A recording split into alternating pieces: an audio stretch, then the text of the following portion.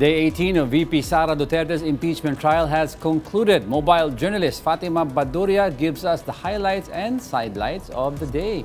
Fatima, go ahead.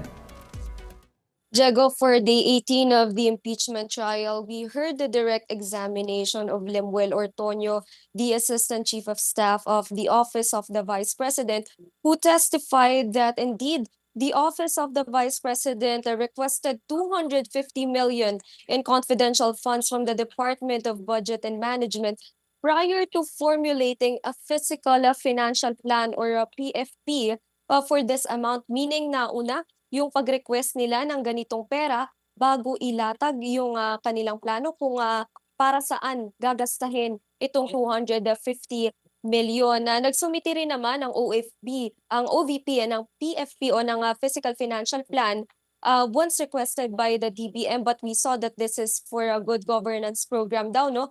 Walang specific na planong paggastahan, not until we saw the accomplishment report. At dito naman, we saw the same breakdown in the same amount for multiple documents na 125 million ang request, 14 million for purchase of information, 10 million for purchase of rewards, 16 million for maintenance of safe houses, 35 million purchase of supplies, 40 million for medical and food aid, at 10 million for payment of incentives or traveling. So nakita natin yan, may mga ilang dokumento na paulit-ulit ganito yung amount na nire-request nila. And we also saw the liquidation report for this 125 million wherein this was disbursed within 11 days. More specifically from December 21 to 31, despite the PFP saying that this confidential funds is supposedly for the fourth quarter of 2022, covering October to December. But later on, napaliwanag naman ni Ortoño that pambayad ito para sa quote-unquote obligations already incurred, no? Ang ibig sabihin daw ayon sa letter ay ginamit ito for expenses already planned, implemented, and paid from October to December 2022. And all of this from the release of confidential funds, from the request, and then the release and the liquidation ay known to and authorized by the Vice President Sara Duterte. That's according to Ortoño. At lumabas din na walang official receipts for some items, including yung medical and food, even tables and chairs. But according to Ortoño, ang kwento raw kasi ni Colonel La Chica sa kanya ay binigay binayad sa informant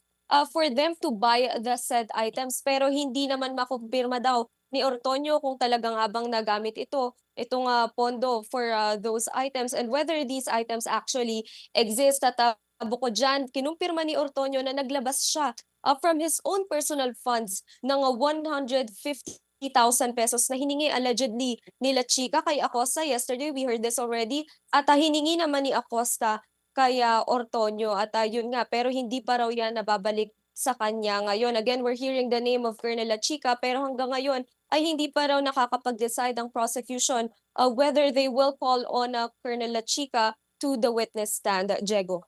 So Fatima, what can we expect tomorrow? Kasi I understand before they start, magkakaroon na ng ruling regarding yung sub-judice issue. And I think what's his name, Attorney Ligutan will have 5 minutes to explain himself.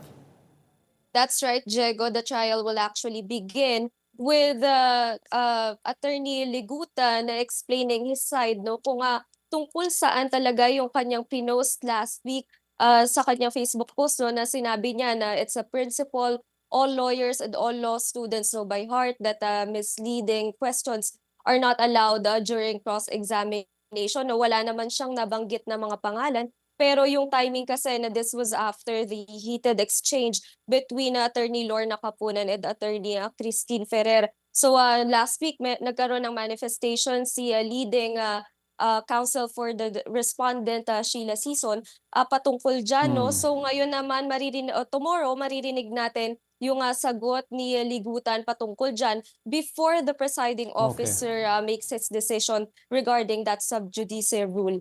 At pagkatapos naman yan ay itutuloy naman yung cross-examination kay Ortoño, Diego. Also, Fatima, kanina nabanggit ng presiding officer update, no, regarding health status ni Fajarda. Ano ito?